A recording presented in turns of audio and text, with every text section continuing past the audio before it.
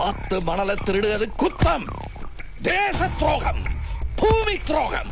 11 மணிக்கு தளபதி முதலமைச்சரா பதவி ஏற்றுக்கிட்டாங்கன்னா 11:05க்கு மாட்டு வண்டியை நீங்களா ஆத்துக்கு ஓட்டுங்க. எந்த அதிகாரியும் தடுக்க மாட்டாங்க.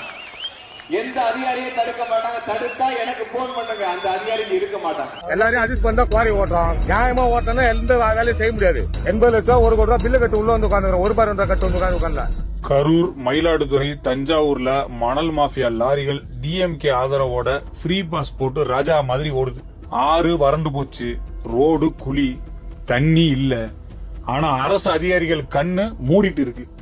ஏன்னா டிஎம்கே ஆதரவு இருக்கு. தமிழ்நாட்டுல மணல் பிசினஸ் ஆண்டுக்கு 20,000 கோடி.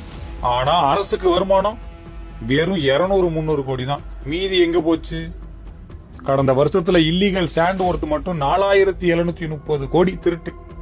ஆனா கவர்மெண்ட் ரெக்கார்ட்ல வெறும் 36 கோடி தான் காட்டியிருக்காங்க.